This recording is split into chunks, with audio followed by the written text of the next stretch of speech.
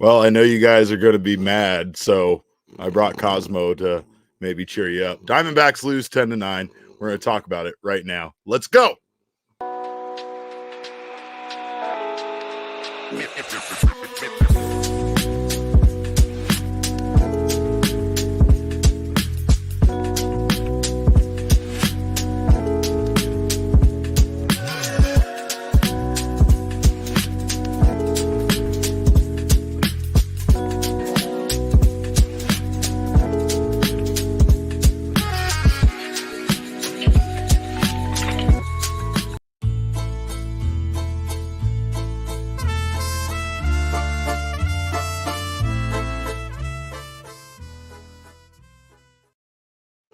Better dog than decoy.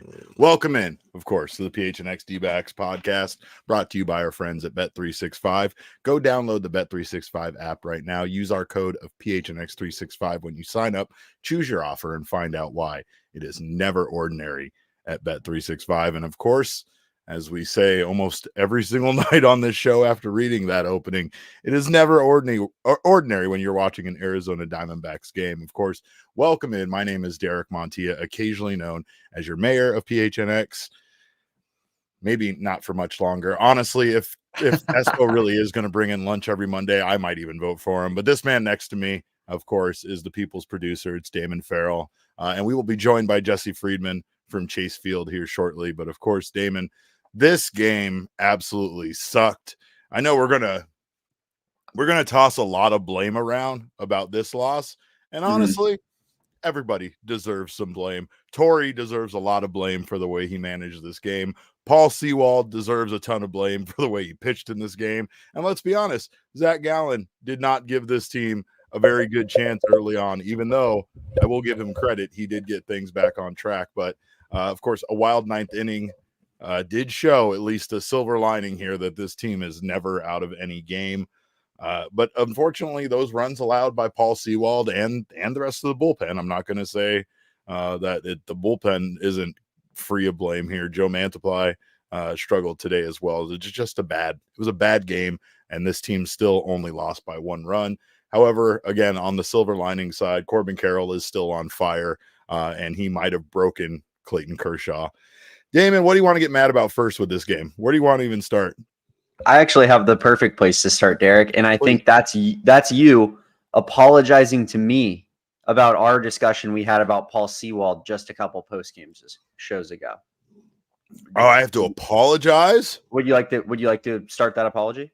I have to apologize for you what? Told me In what way? You told me that we need him to be a useful part of this bullpen. I need to never see him step on the mound for this in our. I'll tell you this much again. A high leverage situation isn't the situation to be putting Paul Sewald in, and he proved that today. Absolutely. That wasn't exactly that high leverage, though. We were down already, and we were already down in the game by one run. I mean, by one run. By one run, you're trying to get somebody to go in there and hold the game. This isn't a chance. What I said was that Torey was going to continue to give Paul Sewald opportunities like he did. I said he was going to do it to try to get Paul Sewald right. And based on Torey's own words, he was trying to move him closer and closer to that ninth inning. We said that's crazy. I thought we were together on that until you're here demanding an apology for me on Paul Sewald's behalf. But I never was capping for Paul. I was never saying he was good. He's going to be good. Best friend. Like you're Paul Sewald's best friend. He might even be paying you money. I might be in on it for sure. But he hasn't really shown anything besides, again, he's had outings where he didn't give up any runs, but he was still hit extremely hard in those outings. And we just said there was a lot that still wasn't encouraging about what we were seeing out of Paul Sewald. Torey, though, remains committed, including in tonight's post-game press conference when he said that regardless of what the line says, that there were still a lot of encouraging things about Paul Sewald's outing. And I fail to see those things that he's talking about. I mean, wow, that's it is what it is. Like I said, there's a lot of blame to be placed. Torey definitely deserves blame for, that the bullpen didn't do their job. So again, there's times like this where I have to say, as much as you want to blame Torey, these are grown adults that are baseball players that are getting paid money to go out there and do their job, and they're not doing it. Dylan Floro didn't have a ton of success while he was out there. Joe Mansupply, even though he struck out Ohtani in the at-bat, had a kind of infuriating wild pitch that allowed a run to score, which gave the Dodgers that lead.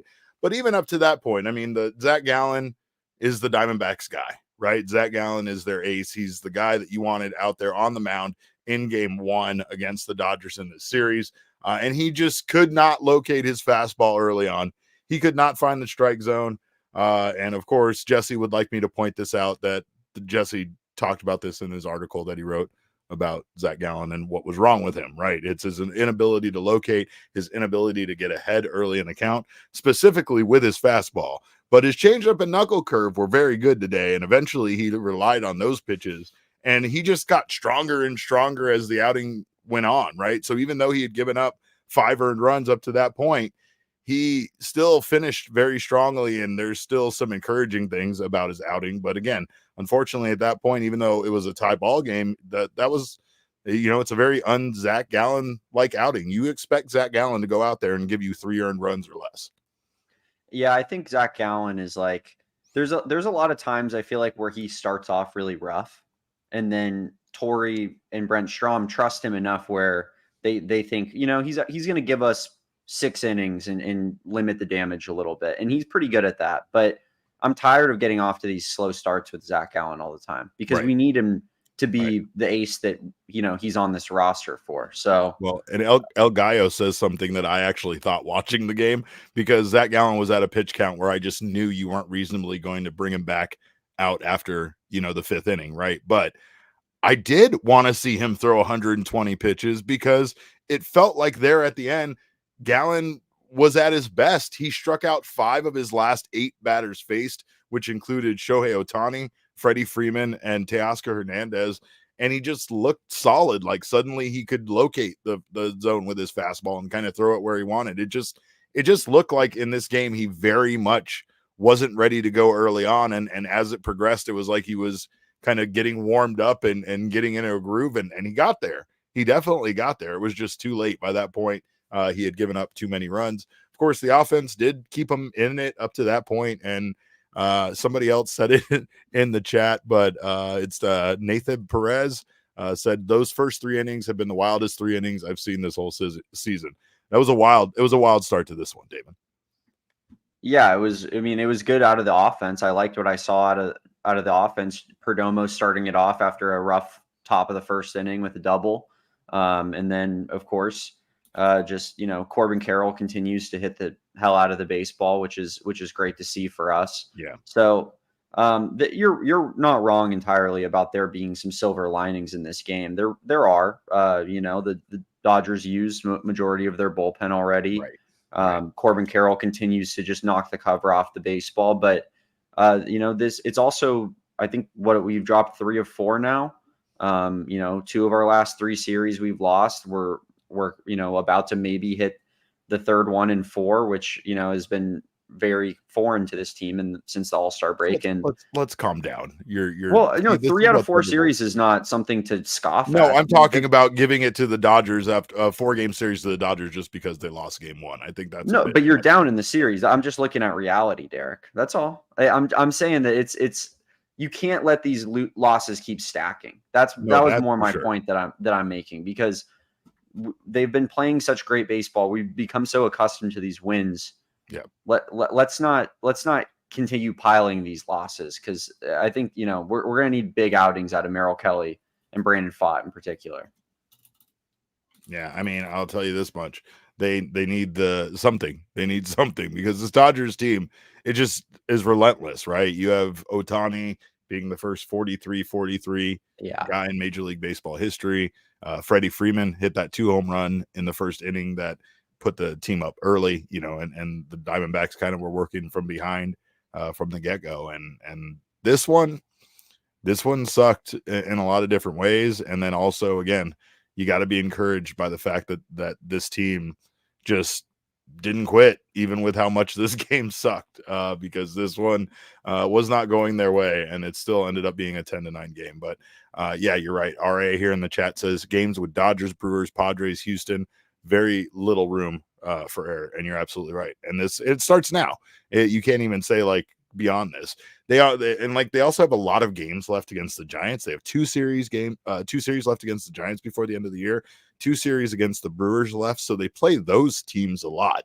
If they struggle against those teams, Giants, Brewers have their number for some reason when they play them. That's dangerous for this team, and it's absolutely a cause for concern right now. And also, it's cause for concern that, like, again, I mean, you just have these guys that aren't performing that at one time were performing, were absolute studs, either for this team or another team, and you feel obligated to use them. You know, you have Jordan Montgomery, which is a similar situation as Paul Sewald, where it just hasn't worked out this season. You know, at least, you know, the majority of the season, much like Paul Sewald, where he was actually good for a significant stretch, and then all of a sudden the wheels seem to fall off, right? And that's kind of the case for both of these guys. I don't know how you manage that. I mean, you just kind of have to figure out a role and use them. And it almost sounded like that's what happened today with Sewald, right? Like it was last Saturday, it was the last time he had pitched. So this was basically, you know, the time to get him in, I guess, regardless of the game situation. Yeah, I just don't see how you can. I understand that he hasn't pitched for a while, so you need to keep his arm warm at a certain point. But there's like no excuse for pitching him when Kevin Ginkel is available, right? And it's a game that you're trying to win. I think at this point, like, yeah, I mean, you're right. It was high leverage. It's not the same high leverage as a save situation, but it was what I was trying to say. But you're right. It was a high leverage situation. I think that should never happen until Paul Sewald has proven that he can put together solid outings, consistent outings. You know, when Torey calls his number, it's like I'm done with the Paul Sewald in games that matter experience. Yeah. That's over for me. Well, and there could be those opportunities for him to pitch in the ones that don't, but it's like this was a 1-run game, and Torey kind of managed it in a way like it was had already slipped out of their hands, right? You also had an odd thing there when they were down by the significant margin that they were before they made that wild comeback in the 9th inning. You had, you know, Kevin Ginkel, who is a really good reliever for this team, being used in kind of a throwaway game. And I know they're probably not going to turn to Montgomery again this early since his last outing, but still it seemed like a pretty insignificant use of you know, Ginkel at the time, right? And I mean, in hindsight's 2020, considering what this team was able to do, and Ginkel went out there and he gave up 1 hit and worked 1 inning of you know, but still, it's just a lot of questionable decisions in this one, and you got to wonder if maybe something goes the Diamondbacks' way a little bit differently. You know, there's the extra home run that Paul Sewald gave up after he came back out in the next inning, which didn't feel necessary after what had happened in his inning of work, right? And then he gives up a solo home run, and the Diamondbacks lose by 1. They also gave up 1 on a wild pitch that they end up striking out Ohtani in the at-bat. So, like, there's just so many opportunities for this game to not have gone this way, and for it to have been one of those, you know, games where we are sitting here screaming about this being an incredible comeback in the 9th inning. I mean, if we won this game, me and you would be acting a fool on this we would be right now. Incorrigible. It would so be. It's crazy how little how like marginal a difference. Correct. You know, it can be between like depression and like we're winning the World Series this year. Well, and you're playing these teams that it's very important to win against, right? The Mets, for sure, that same way. Like, it's not like the Mets are that close, but yes, now they are, and they helped their chances by beating the Diamondbacks 2 out of 3 and helping decrease that deficit that they had as far as the games back in the wild card. You have a similar situation here where the Diamondbacks could have helped their cause. And again, I know winning the National League West is something we've still debated whether there's importance or relevance to that, but you do want to win the division ultimately at the end of the day, no matter what this guy here says. So you want to increase your odds, you want to increase your chances here by stealing 1 from the Dodgers. And I felt like they did, but again, some silver linings here is that Corbin Carroll might have broken Clayton Kershaw, or just phantom injury, because the Diamondbacks were doing exactly what they did to him in this game that they did last year in the NLDS. But of course, they did get those runs back early on. The offense was able to get some hits. They just really couldn't capitalize. They had a base running error there with Josh Bell, who did get an RBI single, but he also that was awful. Or he didn't get an RBI single. He was on base. Oh, he did get an RBI single. I'm sorry, I'm all over the place. But then he also got caught trying to advance, thinking a ball hit by Gino Suarez wasn't caught when it was caught. But back to Corbin Carroll. Of course, that home run to lead off the second inning literally broke Clayton Kershaw. Of course, that home run is our Sanderson Ford deep drive of the game. So shout out to our friends at Sanderson Ford, because that's Corbin Carroll's 18th home run, and he is on a tear right now. We want 19. We want 19. We want 23. We are on the quest for 23. We are on the quest. We're on the quest for 23. But it was 18, and the man just can't stop hitting home runs right now. He is, Damon, now the only left-handed hitter in Major League Baseball history with 2 home runs against Clayton Kershaw's curveball. Is that good? I don't know, Derek. It sounds pretty good to me. Apparently he at one point was one of three people who had 1 home run off his curveball. Now he is the only one with 2. He also flashed some leather in this game. He had some good catches, including one in the 9th inning there that was pretty spectacular. But Clayton Kershaw would leave the game following the home run by Corbin Carroll, and the Dodgers allege that he left the game with left big toe pain. I'm not gonna go on that realm with you, Derek. You can be the one that calls that. I can't confirm, but that's what they say. You didn't say anything. You just looked at the camera in a very auspicious way, but that's okay. Yeah, I mean, Corbin Carroll is just he's back to being the MVP of this team right when you needed him most, with Ketel Marte out. Mm-hmm. I guess, like, you could argue it hasn't really translated to wins as much as, when Ketel was the MVP guy, but we just got to get them both back. Well, move Corbin back up in the lineup, get Ketel back, and this is going to be one of the scariest teams in baseball, with, not quite Dodgers level, Shohei, Mookie, Freddie Freeman, but Corbin Carroll, Ketel Marte back to back is not a good sight that any opposition wants to see. Nicholas Gruters makes a great point, though, and he was responding to someone else, but he did say that lineup just scored 9 runs. The pitching is the problem. It's that simple. I mean, they scored 9 runs they scored 9 runs in a bullpen game, basically, right? But we know the Diamondbacks in the past actually have kind of struggled with those. So once Clayton Kershaw left the game, I know I was disappointed. I'm sure a lot of you were as well, because it felt like the Diamondbacks were absolutely knocking the cover off the ball against Clayton Kershaw. And then we only get him for a very limited amount of time before the Dodgers have to go to their bullpen. Now, again, the benefits, as we alluded to earlier there, is that this is a 4-game series. So the Dodgers had to use a lot of pitchers in this game, and that helps the Diamondbacks' odds throughout the rest of this series, period. That's a good thing. But again, a better thing would have been winning this goddamn game. And there were a lot of avenues to them getting to a win, right? Avenues that they kind of, a few self-inflicted wounds, and then mostly, like Nicholas said, bad pitching, right? Some really bad pitching in this game. And of course, the Diamondbacks still, they got themselves some free runs as well, right? I'm not going to act like they didn't. They got a run on a balk at one point from Joe Kelly. Jose Herrera had a big hit in that inning that scored the game at 5. But might as well be a balk. Might as well be a balk, yeah.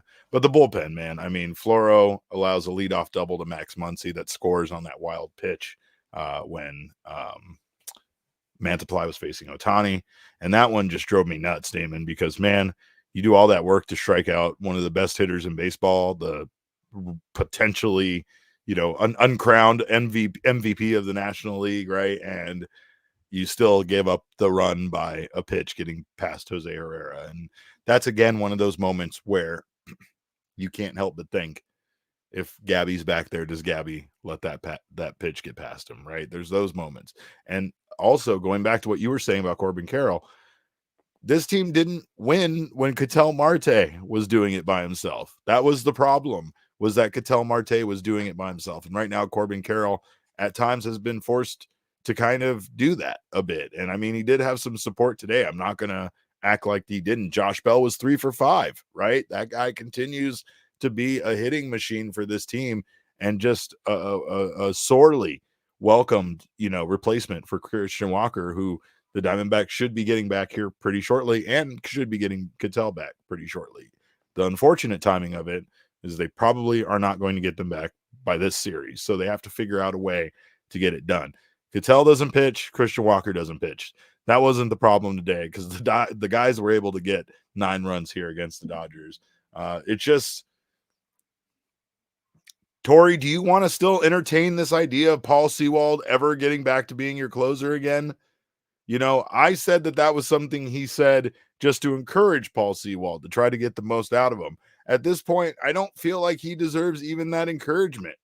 He allowed 3 runs to score on 2 home runs. That ended up being very much a part of the reason why the Diamondbacks lost, if not entirely the reason the Diamondbacks lost. This team has had some pretty flawless appearances from their bullpen, and maybe we got spoiled by that. They had a 0.84 ERA in the last series, and that's a series that the Diamondbacks lost 2 out of 3, right? So, I mean, again, we've gotten some good pitching out of the bullpen. It's just tonight they didn't, and it wasn't just Paul Sewald either. It was bad pitching from, Floro, who, really has not been great since joining this team. Joe Mantiply, who was kind of great there in that one, sequence, and also kind of bad in that sequence. But man, Paul Sewald, this is just one of those situations where, much like Jordan Montgomery, you can't let this guy impact your baseball games. You just can't.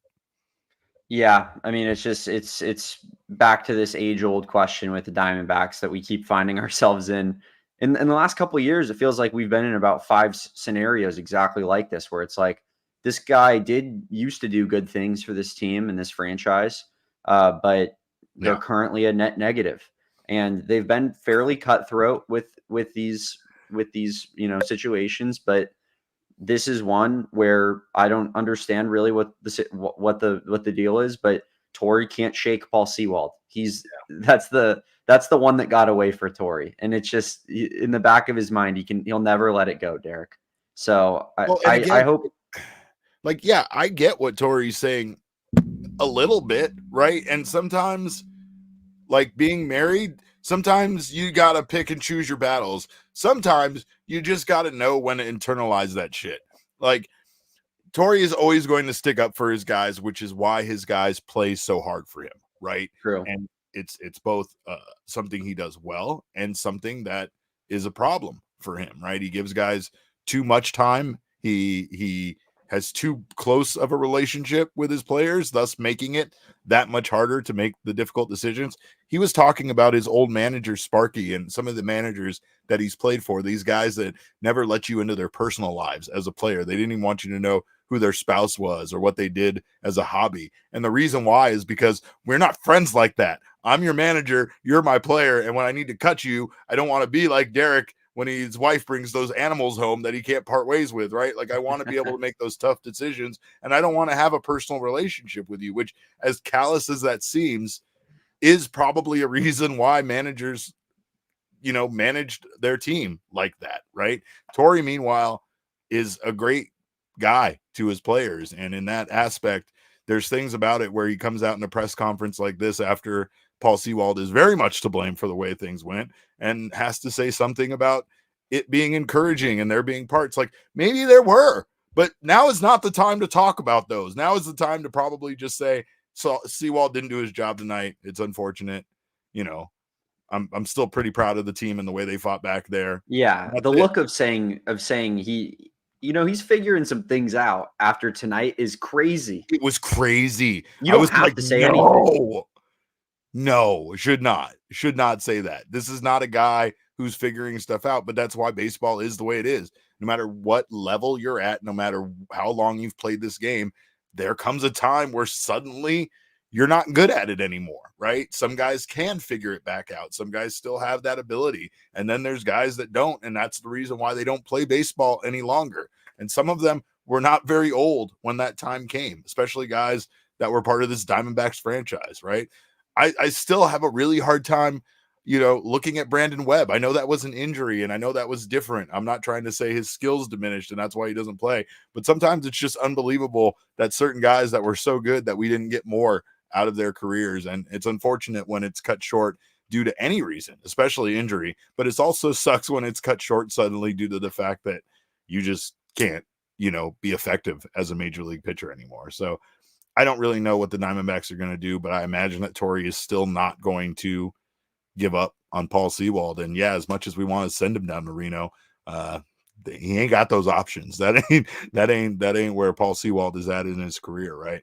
And you still DFA Paul Sewald, you still have teams jump all over it. As unbelievable as that sounds, there are still teams in the playoff hunt that would jump on a Paul Sewald, a chance to get him, pick him up, and watch him go shove for that team, and then just really make us all want to burn the world to the ground, right? But anyway, that's the D-back special, but I don't see that. I don't either. But there's teams that are still in the race, right? And there's a lot of things happening. You have the damn Cubs now who are rooting against us tonight, our own CHGO brethren, these animals. But that's the way it is because people this team has been so unstoppable that now that they're losing games, there's blood in the water. Teams smell it. There's teams that are close. The Cubs are way closer than they should be, to be honest. I had no idea. Like they're like 7 games back, which still is probably too far back for them to be even talking right now. But as I say that, you never know what's going to happen. They're 8-2 in their last 10 games, and they've been playing some good baseball. Meanwhile, the Diamondbacks have not, like you said, they lost that last series. They've now lost 3 out of their last 4 games. And, things don't look great right now, but they could if they turn things around and end up, winning this series against the Dodgers or at least splitting it, before they move on. So we'll see what happens there. But kudos to them for those 4 runs scored in the 9th inning. I thought that was a great job, made the game interesting. And once again, once it started happening, I started to believe. They let me down, didn't happen. But I believe this team has just done it now enough times that despite the deficit being outrageously significant to the point where you shouldn't believe that they should come back, they made it a 1-run ball game. Yeah, I mean I'll tell you exactly when I was peak believing, when Corbin was up 3-1 in the count before he popped up foul. Yes, me too. Yeah, if there was one of those ESPN matchup predictors based off of how I was feeling from that pitch to the next, we were here to off the screen. But yeah, I mean, it's just, I think a lot of these late comebacks recently in this kind of, since the Tampa Bay series, really, where they've not been playing as good of baseball as they were prior. Those comebacks have come up just a little bit short. Like we're talking about losing on the margins here in about probably 3-4 games, which is a lot of what we were seeing early in the season. But I can't help but feel, and you mentioned it a little bit earlier, that in some of those circumstances, in a few of those games, really, it felt like mistakes from our catchers are hugely costly.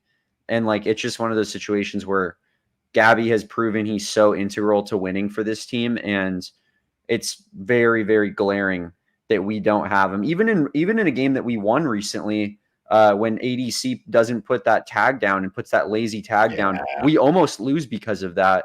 Yeah, Gabi's a difference maker from a defensive standpoint in a way that's just you can't. It's not really tangible, but if we had him for this stretch, we probably win 3 more of these baseball games that we've lost here.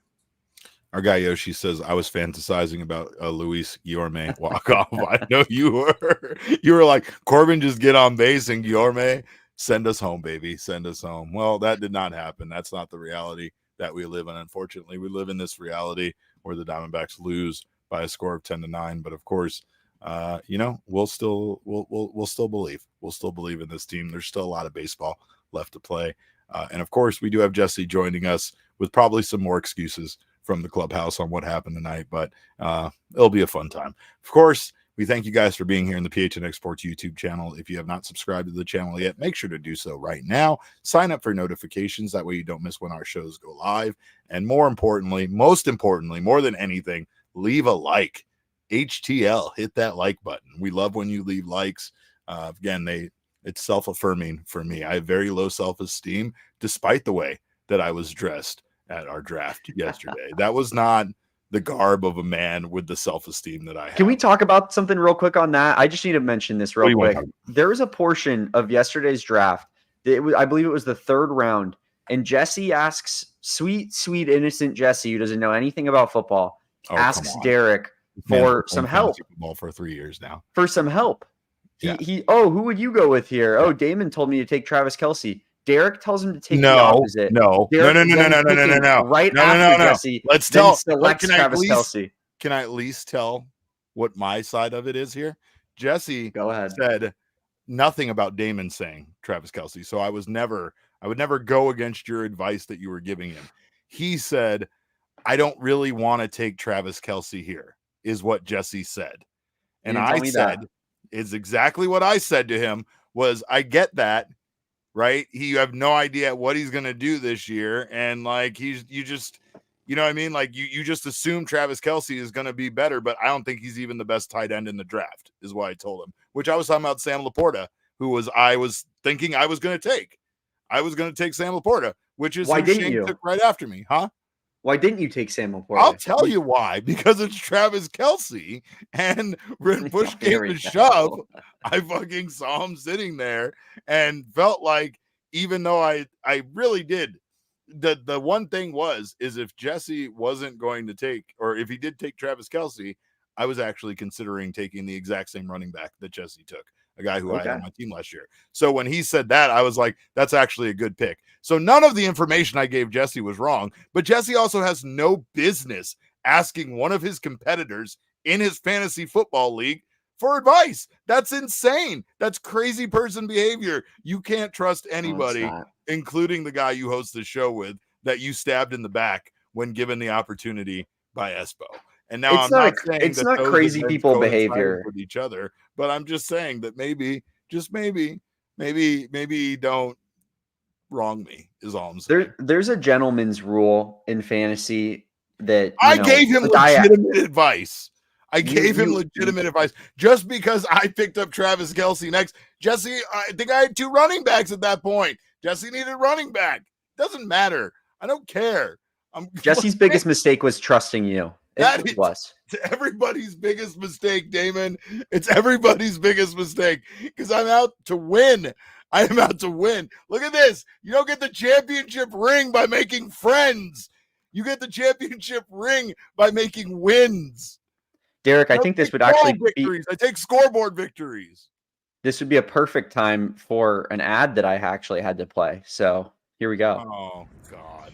This is Rhett Reese, Arizona native and writer-producer of Deadpool and Wolverine, and I support Espo for mayor. I'm Espo, and I approve this message.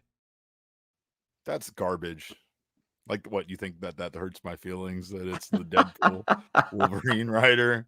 I don't care about that one bit. I need to verify that man's credentials. But anyway, we do have to talk about this game more, even though we don't want to. But first, we do have to let you guys know about Branded Bills. Elevate your brand with Branded Bills, the perfect headwear and apparel company. Of course, whether you need snapbacks, truckers, fitted, beanies, or tees, Branded Bills has you covered with performance and style. Saw that they had an amazing ASU hat, and it was like an ASU hat for people from Texas. So they have themselves an incredible selection, some really cool hats, specifically for, to make you stand apart from the crowd. I'll tell you, I speak as a guy that does not like to have the same clothing items as other people. So Branded Bills will help keep you fresh when it comes to that. They have partnerships with ASU, U of A as part of their campus collection, and they are a local company from right here in Mesa, Arizona. So head to brandedbills.com and use code PHNX for 20% off your first order. Also, speaking of our draft, what a time we had. Damon, that seems like a fever dream that we had our draft in person at Gila River Resorts and Casinos last night. It was an incredible experience. You want to tell them about what we did after we finished up our draft there? Ooh, yeah, I do. We went down, we headed over, we rode the red wave, we jumped on some roulette tables. Even though red was hitting, we just kept hitting on it. We just made ourselves some money. We had ourselves some good time. Everybody abandoned me. So I spent some time by myself playing Buffalo, getting back on the roulette table. And I walked away with a little tidy $200 payday. You can have fun like that at Gila River Resorts and Casinos. You can do you. They have that amazing gaming floor with over 800 slot machines, 15 blackjack tables, live table games like the roulette, and so much more, not to mention Arizona's largest casino sportsbook.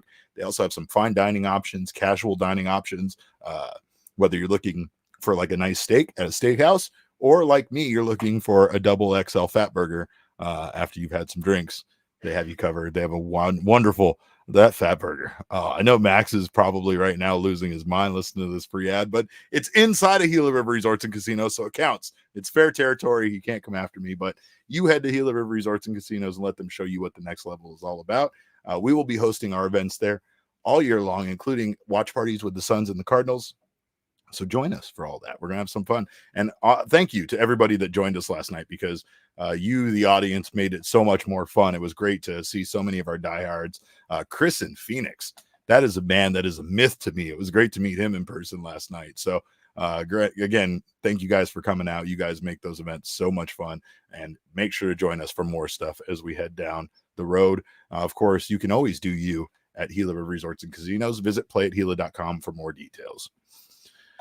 Of course, now we got to go to the man, the myth, the legend. I'm talking about a myth in Chris in Phoenix. We got to go to our own legend here in the one and only Thunderstick, Jesse Friedman, coming to us from Chase Field.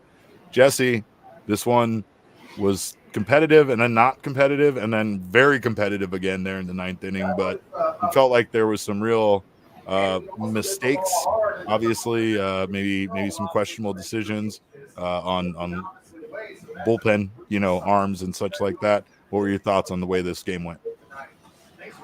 Yeah, I don't really know where to start with this one, Derek. I mean, there are so many different things that we could talk about along the way. I guess I'll start with Zac Gallen and the fact that he just wasn't great in this one, obviously, especially those first couple of innings. 7 of the first Dodgers hitters reached against him. They were making a ton of hard contact. The first 3 fastballs that Dodgers hitters swung at in this game, they were all absolutely destroyed, of course, by the first 3 hitters in Ohtani, Betts, and Freddie Freeman. So, yeah, Gallen did not get off to a good start. Good on him for finding a way to bounce back and at least get through 5 innings, help the Diamondbacks to be better set up for tomorrow. But this was going to be a tough one. I mean, part of what happened against the Mets yesterday is that the Diamondbacks were down a couple of key relievers in this one. Justin Martinez, we heard from Torey after the game, was unavailable, or at least unless the Diamondbacks were, very much in position to win a game, they were not going to go to Justin Martinez tonight. Sounded like it was a similar story with Ryan Thompson. Jordan Montgomery was not available to pitch as a long man, although I don't think that would have really mattered with how this one turned out. So, yeah, Torey was in a tough spot with his bullpen usage, and I know people are not happy about that. We'll get into that a little bit later. But I thought there were also some missed opportunities for the D-backs. I think back to, Josh Bell's base running mistake in the first inning. Who knows what happens the rest of that inning if that's just a Geno Suarez sac fly and you've still got 2 on 2 out. Maybe Corbin Carroll hits that home run and hits a 3-run shot. It happens in the first inning instead of the second, and you're looking at getting a lead that the Diamondbacks never had the rest of the way. There were a number of opportunities like that throughout this one. I also think of the wild pitch that Joe Mantiply threw that allowed the Dodgers to take their first, well, not their first lead, but to take a lead that they wound up keeping the rest of the way in the middle innings there. So a lot of different things you can point to, just all the way around a pretty tough loss. It was a tough loss, but I mean, also it's one of those situations where, like, I don't know what to do here with with Paul Sewald. I know that he's had some encouraging outings, but after the game, Torey, you were present for it. Torey said that there were a lot of positive things he saw out of Paul Sewald, and I'm sure a lot of fans are like me, where they really struggle to see what those positive things were that Torey saw out of him. Yeah, we do have some video that is among them. So for people who didn't see that on the broadcast, we'll play that here in a little bit. Oh boy. Oh, they're gonna love that. they're gonna absolutely love that. I mean, look, Torey is in a position where, like, what do you expect Torey to do when he's asked specifically about Paul Sewald and why he believes in him? It's Right. Torey's job to make the best out of what he has on his roster. And right now, Paul Sewald is on his roster. Even if deep down Torey Lovullo did believe that, you know, Sewald really had no business being on this baseball team or whatever, like, you can't come out and say that publicly. So I don't know what people were really expecting to hear there. I understand the frustration with the comments. I mean, I think what this comes down to for me, Derek, more than anything, we will get into the bullpen usage discussion and whether Torey maybe could have maneuvered differently. But the reality in my head is that the Dodgers just have a better bullpen than the Diamondbacks do. And I don't think that bullpen looked great today. D-backs offense did a pretty good job against a lot of those guys. Joe Kelly certainly did not have a good day. But outside of Joe Kelly, like, this Dodgers bullpen is pretty good. There really isn't anyone in that group that comes in and you don't feel great about. And on the D-backs side, like, I think they have an above average bullpen. I think it's a solid unit, but it's probably not quite the same at this point, right? Like, Paul Sewald, if he is in the bullpen, you can't never use him. Like, you do have to use him on occasion. Dylan Floro hadn't pitched in a week coming into today. You do have to use him to a certain extent. So I think the Dodgers just have a little bit more depth, and it goes back to some conversations we had around the trade deadline where we wondered, you know, the D-backs got AJ Puck and that was great. And Dylan Floro, you figured, would be a nice complementary piece. But should they have gone out and gotten a Tanner Scott, you know, gotten that piece that you really feel good about at the back end of games, they maybe didn't push the chips in quite to the extent that they could have. And it feels like we're kind of seeing this group be a little shaky now from time to time.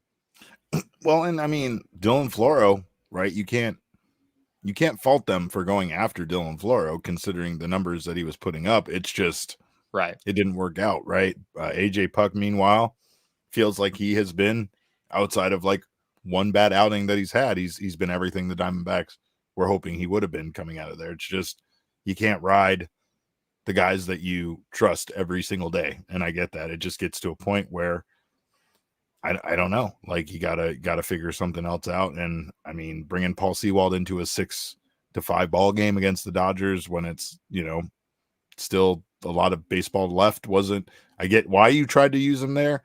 I just don't think it's the best decision. But let's take a look at the count presented by Desert Financial Credit Union. It tells the tale a little bit of this game. Diamondbacks outscored by the Dodgers 10-9. Diamondbacks out hit the Dodgers 13-10. Runners in scoring position. Both teams had 3 hits. Dodgers were 3 for 15, while the Diamondbacks were 3 for 12. Extra base hits is where the Dodgers really knocked the ball around against the Dodgers. They had 7, or against the Diamondbacks, 7 extra base hits to the Diamondbacks 4. But here's where that interesting extra expected batting average stat comes into play. We talked about the Diamondbacks being fairly unlucky today. They had several balls that they hit very hard that went right into defenders' gloves, or defenders made some fairly spectacular plays on the Dodgers end. And yeah, that tells it, where the Diamondbacks' expected batting average in this game was 403. Yeah, that is also a really big narrative in this game for sure, is that I mean, this was one of the best played games that I think the Diamondbacks offense has ever had. Just the way that they were working at bats, especially early on. I think they saw 77 pitches in the first 3 innings of this game. That's really impressive. The way that they were working at bats, it reminded me of the Dodgers, frankly. It was like, yes, this is what one of the best teams in the league is able to do, just sort of wearing out opposing pitchers. So yeah, I mean, I think it was a great day for the offense. They did have 13 hits, as we just saw on the screen. They had, I believe it was 4 walks. There were a few hit by pitches as well. I mean, the Diamondbacks had around 20 base runners in this game, roughly. And when you have 20 base runners, like, that's a pretty darn good day at the office for the offense. And they obviously found a way to make it close at the end, which it just feels inevitable that they always will. A little shocking in some ways, Derek, that they got as close as they did and didn't finish the job, because lately it's felt like if they get close, then they are going to finish the job.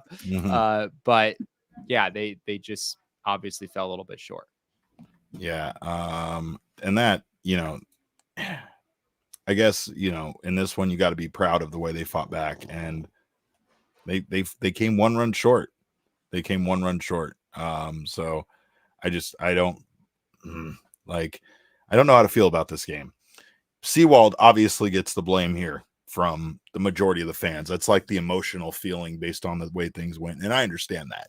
I was even kind of pushing back to say, like, it was still the whole bullpen and not just Sewald. I'm not trying to blame everybody, and that Sewald's definitely was the worst outing of all of them, but Dylan Floro did not, have a great outing.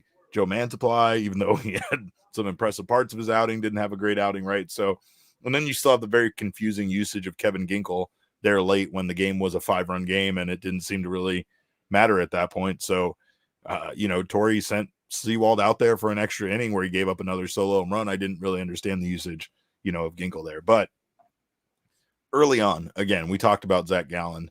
Zac Gallen was not good today, and he really didn't give this team a chance to win. He ended up getting really good, Jesse, later as we got closer to, his outing ending, he seemed untouchable, but early on, he just, like you said, he struggled getting behind an account. He struggled finding his fastball, just couldn't find the strike zone. Yeah, it was another day where it just seemed like he didn't have a great feel for his pitches, and we do have our videos ready now. So let's go ahead and hear from. Well, hold on. Before we do that, no, we do not. Let's first do our king steak, because you come in here from your goddamn baseball field thinking you're boss. You let me host the show. I'll do the thing, and then we'll do your videos when it's time for your videos. Damn it! But we do have king snake, and of course. We can't help but give it to Corbin Carroll, obviously. 2 for 4 day. Big home run, a gigantic home run for this team. And honestly, you could have given it to a few other guys with some late heroics there. Josh Bell also had a 3 for 5 day with 2 runs scored and an RBI. But again, Corbin Carroll, he just can't be stopped lately, Jesse. 18 home runs this season, and the man continues to hit the cover off the ball. It's just been really fun to watch him be himself again. I think that's the thing is like, you're back to Corbin dominating. You're back to Corbin being the star on this team. And, it kind of feels like all is right with the world. We need some more support. We need Ketel Marte back. We need Christian Walker back. And even as I say that, right, his replacement, Josh Bell, was 3 for 5 today. So we're not really missing at times Christian Walker's production as much as we're missing, like, I feel like Ketel Marte just overall. Is just him being on the team. Yeah, Corbin looks great at the plate. I mean, there's no other way of saying it. You guys probably already touched on the fact that Corbin is the first player in MLB history to have the first left-handed hitter in MLB history to have 2 homers on Clayton Kershaw's legendary curveball. He had, of course, another one of those today. And yeah, he looks really good at the plate. I said it to some people up in the press box before the game started that I think it might be time to move Corbin up in the lineup against lefties. There was a period of time where it seemed like he was really sort of catching his stride against right-handed pitching, but still looked pretty uncomfortable against lefties. And we still see an uncomfortable at bat against lefties every now and then. He didn't look great against David Peterson yesterday, but with the state of this offense right now, not having Ketel, not having Walker, not having Gabi Moreno, frankly, Geraldo Perdomo does not have good career numbers against lefties. And it just seems like having him in the leadoff spot, maybe not an ideal situation, given how hot Corbin is at this point. It feels to me like it might be time to move him back to the top where he was for, pretty much all of last year. It was him and Ketel Marte sort of going back and forth depending on the matchup. So based on what we've seen, Derek, I think Corbin is back. I think we are now at that. We already declared that, Jesse. We already declared he's back and he's him. We don't need to. He doesn't need to be more back. But of course, we do need to go to a commercial break really quickly. But when we come back, we'll get to those videos Jesse was alluding to. But first, there's one person that was very mad, Jesse, that I got that vehicle from Sanderson Ford, or I guess I should say one member of my family. And that's this guy right here. Cosmo did not get to ride in the Ford Bronco Big Bend because he sheds a lot and he drools. I love how a we lot. can hear Cosmo breathing. Yeah, he's not very high quality audio right now. He's not happy about it. It's good stuff for the audio podcast listeners who, by the way, give a shout out to them, by the way. But of course, still, it was really fun to drive that Bronco Sport. And of course, if you want to check out all the wonderful cars Sanderson Ford has to offer, check them out at their 65-acre facility and get lunch while you're there. Said that plenty of times, but also check out everything that they have to offer. It's an amazing company. They give back to local charities. They support St. Mary's Food Bank, Southwest Autism Research and Resource Center, and so many more, including Military Assistant Mission, Special Olympics Arizona, and New Life Center. So Sanderson Ford is an absolutely great company to do business with, and they have some great deals going on right now. They are, of course, pushing for the playoffs, and you get the payoffs with deals on that 24 Ford Bronco Sport Big Bend, just ranked highest quality in its segment by JD Power. You also get 0% financing for 36 months with no payments for 90 days on the Ford F-150, the Escape, the Edge, Explorer, and Expedition. So check out the Sanderson Ford Summer Sales event, which is here right now. And of course, they are teaming up with the Boys of Summer for a final playoff payoff sale. Purchase or lease any new Ford and get 4 tickets for your family to see the D-backs push for the playoffs. Get 0% for 36 months OAC from Ford Credit. See dealer for details. And of course, when you do get that new vehicle, make sure to stop by Circle K to fill it up with gas.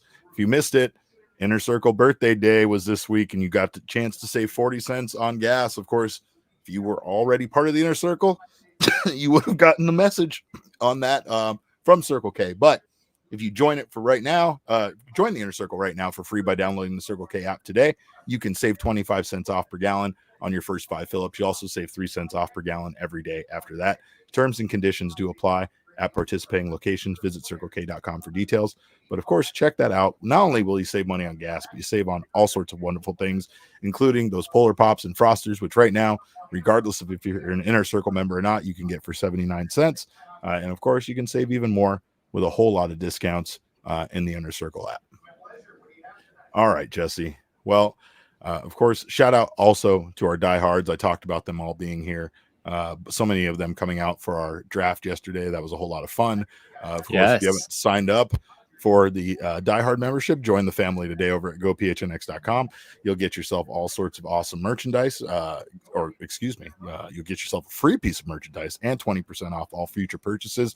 And right now, not sure if you guys are aware, but all of our All City brands have come together under one roof for merchandise. So now if you are a diehard, you get 20% off all the merch, whether it's for PHNX, DNVR, PHLY, CHGO, or our brand new brothers and sisters from DLLS. So make sure to check that out because it's a wonderful offering. And again, you might not be a fan of those teams, and that makes you a good person for not being a fan of those teams, but you might have one of those fans in your life, and those people, even though they're not as nice as you are, they might want some of that merchandise. So make sure to check out all of the benefits by being a diehard member.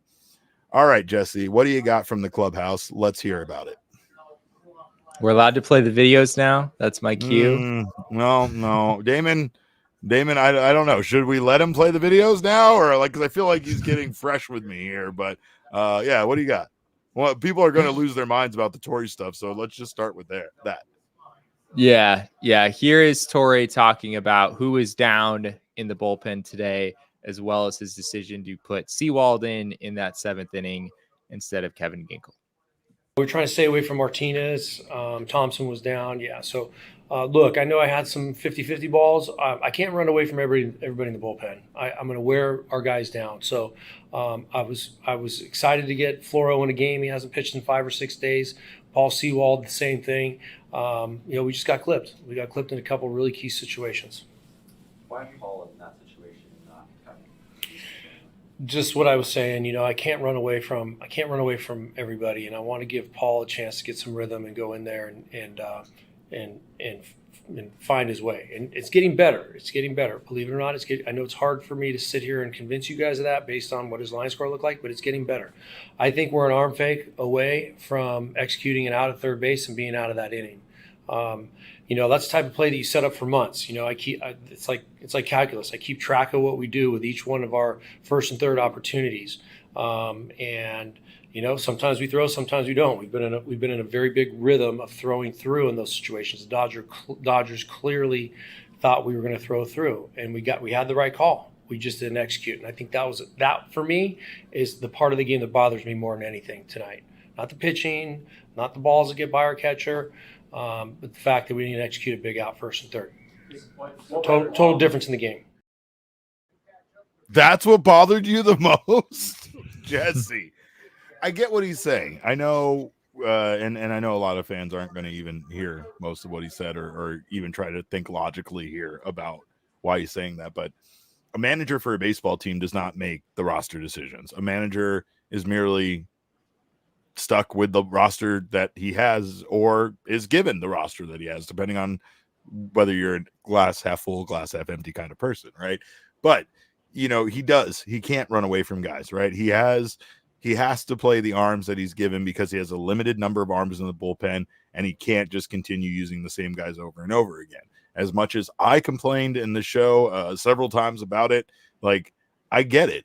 You couldn't refrain from using Paul Sewald anymore. And honestly, I think that it's amazing to me that we don't get to a point where, as fans, we don't just blame the pitcher. I get blaming the manager for putting the pitcher in, but does there come a time where we just say, like, damn, Paul Sewald can't do this anymore, right? Like, it's the Torey's job is to trust these guys and to put them out there at times and let them do their job and let them be Major League Baseball players. And when they can't accomplish that, like, I know none of us wanted to see Paul Sewald in there, but, like, what are you supposed to do? Like, what literally are you supposed to do? Just have him in the bullpen and just run one man short of the amount of guys that you actually have in your bullpen?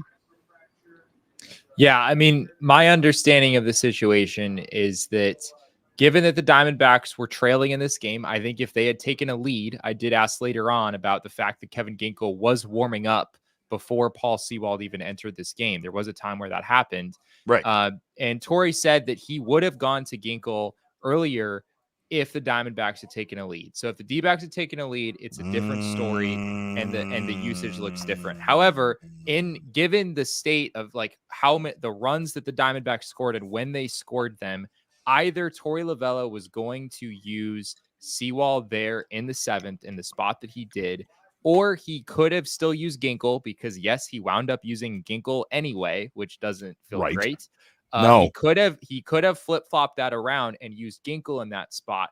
However, my understanding is that Sewald still would have had to pitch then later in the game. So you would have had to bring him in an even more high leverage situation, essentially. Exactly. You would be looking at using Sewald in the 8th inning or the 9th inning. And the other part of this is that I think that matchup wise, this was about as good as Torey could do.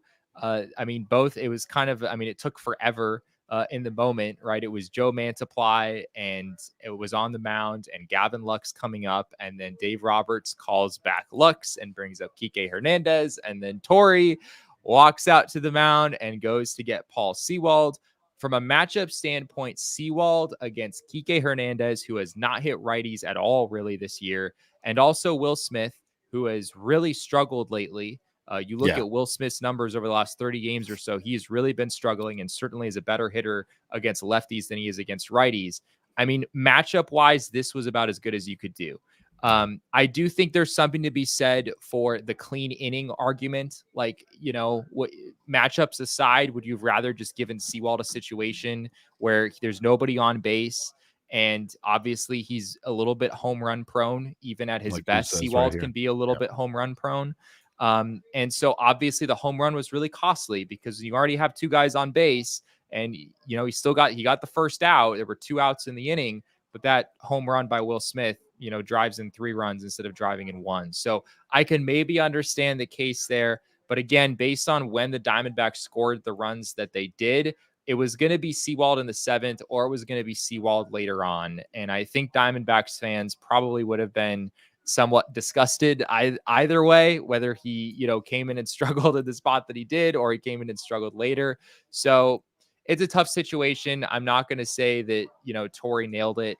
It's a bad look to be going to a high leverage arm in Ginkel when you're down by 5 runs. I guess the D-backs did wind up closing the gap fairly significantly, but in the moment, it doesn't feel great when you're using an arm like that, and it feels like the game is over. Well, we do have some super chats to go to really quickly before we get on to more videos here. Piece of Yoshi is accusing me of being a Dodger fan and a Sewald fanboy. Now, I guess, even though I've said nothing but bad things about Paul Sewald and blamed him, that's Piece logical. of Yoshi's just always right, Derek. At this point, we just have to sort of go along with it, He says something else. He has another one. He said we stalled a whole minute for Sewald to take a big fat brown dump all over Chase Field. Thank you for your super chats. AZ Cats G says, Derek, good seeing you on Tuesday. Bear down, Damon. Yeah, it was great seeing you, man. It was nice meeting all of you guys. And yep, there's Damon holding that up. AZ Cats G was out at the Diamondbacks game for his birthday. So happy birthday again to you, sir. It was great seeing you out there. But of course, yeah, what else we got from the bullpen? Because this one still just stings. Yeah, I don't think this is going to make people feel any better, but Torey was asked why he still has confidence in Paul Sewald, and here's what he had to say. Yeah, I think he's an unbelievable competitor. He's just going through a little bit of a rough time. The thing I like about him is he's landing a slider, and I know last year it was kind of reverse. It was just a lot of 4-seam fastballs and couldn't find the slider. So I think the slider is in play for me, and to me that's a separator for a relief pitcher. You just got to find that fastball location. I didn't see it. I just heard about it. I think it was supposed to be down and away to Smith, and it was left middle in. I'm not sure if that was accurate. I only heard it. Those are the types of things that we got to figure out with Paul, and he'll get there. Now, while I will say that probably frustrates a lot of people hearing that, let's just remember that there was a time that Torey was saying similar things about Corbin Carroll and Eugenio Suarez. And as crazy as they sounded in the moment, those guys both turned things around. And I think that that's the perspective that a manager and a baseball team looks at players at differently than we as fans do. We as fans that live and die with the results of every single game over 162 game season. These guys couldn't get out of bed in the morning if they took some of the losses as hard as we as fans do, right? But there are things about players, even when they're struggling, that are encouraging. And we heard things about that with all of these guys. And you kind of say bullshit to it until realistically you start to see it actually flourish. And then those guys come back around. And then you have guys like so many of you in the chat saying, I'm sorry for what I said about Gino. I'm sorry for doubting Corbin, right? It's because it's hard to not doubt them when they're playing baseball so poorly. And that's what is happening to Paul Sewald right now. But again, there was this period of time where Paul Sewald, I think, had 10 consecutive saves without a blown opportunity before we got to the month of July or something like that. So it's like there was a stretch where Paul Sewald didn't struggle at all. Right. And I mean, again, that's how a manager views this differently than we do. Paul Sewald, Derek, if I'm remembering correctly, had a 0.54 ERA 2 months ago today, and was the least of Diamondbacks fans' concerns. Right? Yeah. It is remarkable how quickly those narratives could change, especially with a relief pitcher. What I'm seeing with Sewald right now, from like a pitch standpoint, is that his fastball command, which is usually, at least historically, has been quite good, just isn't there. He's just leaving way too many of these pitches in bad spots right down the middle, or even low in the zone where that pitch can be especially vulnerable. The one to Smith wasn't terrible. I think it was maybe a touch in off the plate, but it's a pitch that's most effective thrown up in the zone. I know Torey did describe there that maybe that one was supposed to be on the outside corner, like low and away. Maybe they were trying to do something different there, but he certainly missed his spot. The pitch doesn't have quite the same life maybe that it did a year ago. The velo continues to be down just about a tick. It's not a ton, but with a guy who's throwing in the lower 90s, 1 mile an hour can make a decent difference. So yeah, I don't know where the D-backs go from here with Sewald. I mean, there's been all the discourse recently about how they want to get Sewald back in the closer role. I wrote about that in my notebook story earlier today, that they're like the way that Torey Lovullo has talked, like he really wants to get Paul Sewald back in the closer role. He thinks that's the best version of this team. But realistically, I mean, Sewald's been scored upon in 3 straight appearances now, and I think the conversation has to shift from getting him back into the closer role to what role does he have in this bullpen? Do you like, what situation are you willing to put? Are you willing to use Paul Sewald in when it comes to October? And I don't know if the D-backs have a ton of other options. There are some other guys in the minors that we could maybe talk about, but that's a conversation that we're probably going to be having here for the next few weeks. Is what does the role look like for Sewald if it's not in the back end? Because that just doesn't look very realistic right now. Well, again, I know that everybody's going to put the blame on this one, on Torey and on Sewald. Zac Gallen, again, not very good today. We had more from Zac Gallen on his outing. Here's what Zac had to say about his day. I mean, I feel like I pitched 2 different games, honestly.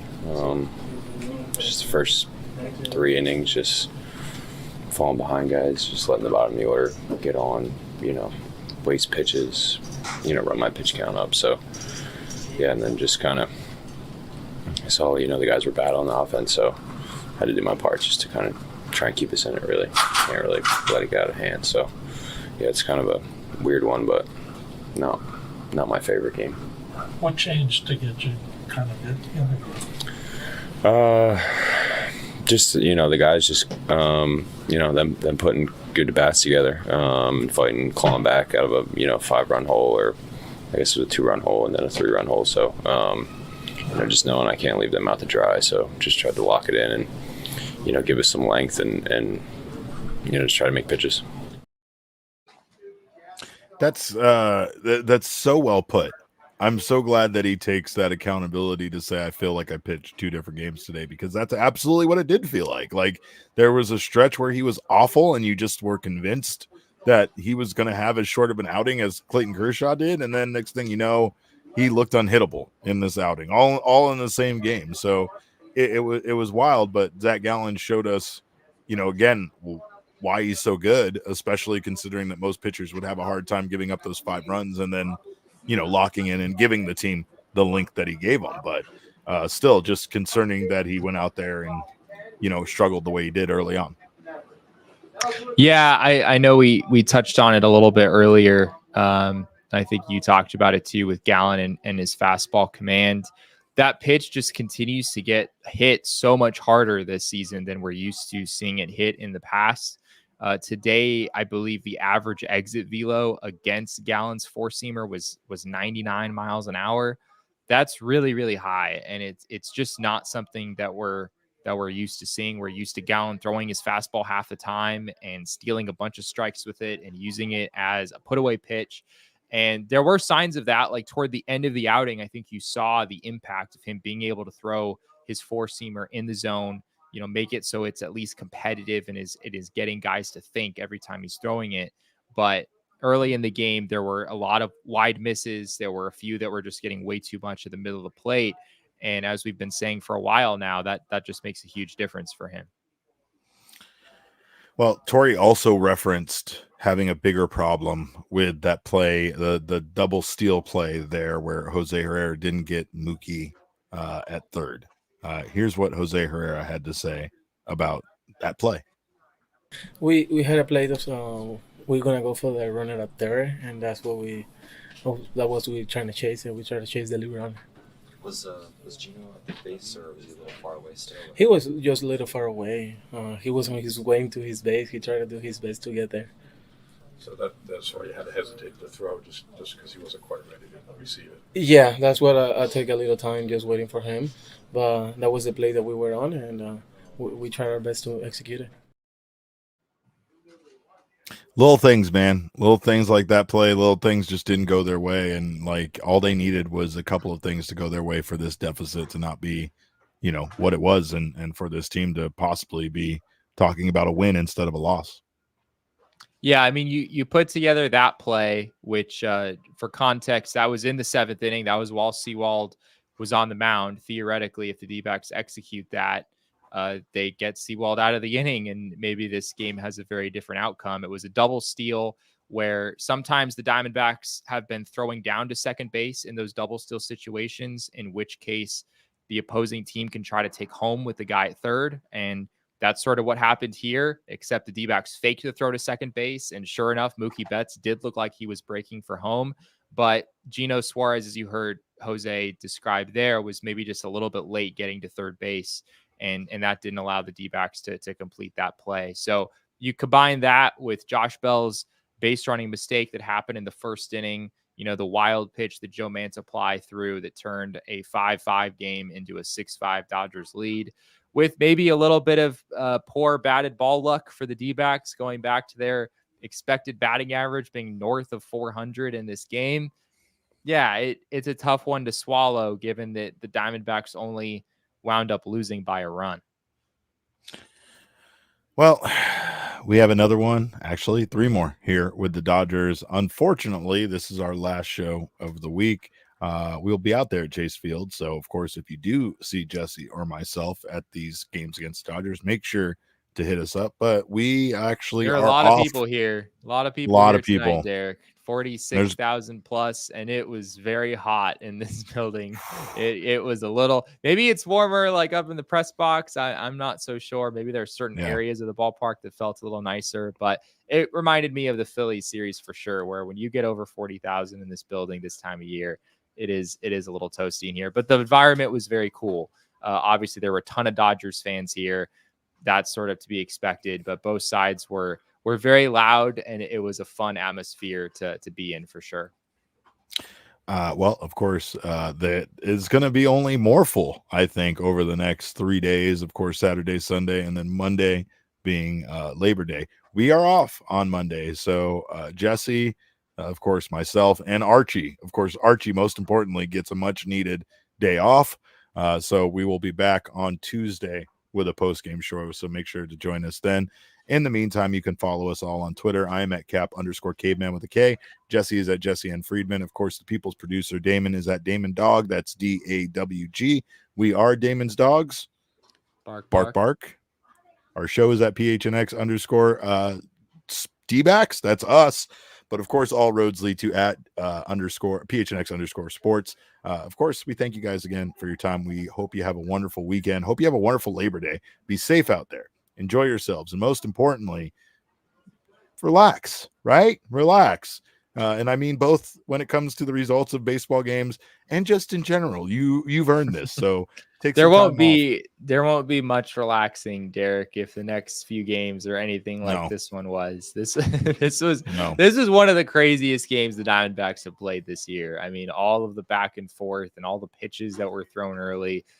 This was a pretty entertaining one to watch, even though it obviously didn't wind up going their way. Yeah, well, of course, like I said, it is what it is. They still have a chance to win the series, though, or at least split the series, which feels like a win at this point against this Dodgers team that can't seem to be stopped. So we'll see what happens throughout the course of this weekend. But stay tuned to us. Stay tuned, of course, to the PHNX Sports channel. We'll still be bringing you updates, and of course, we'll definitely be bringing you stuff on Twitter. So make sure to follow us there if you haven't done so already. Hope you enjoy your weekend very much. We will see you back here on Tuesday. Until then, behave yourselves. And remember, kids, baseball is fun, but it's so much more fun when you have relievers you can count on. We all silly like the mayor.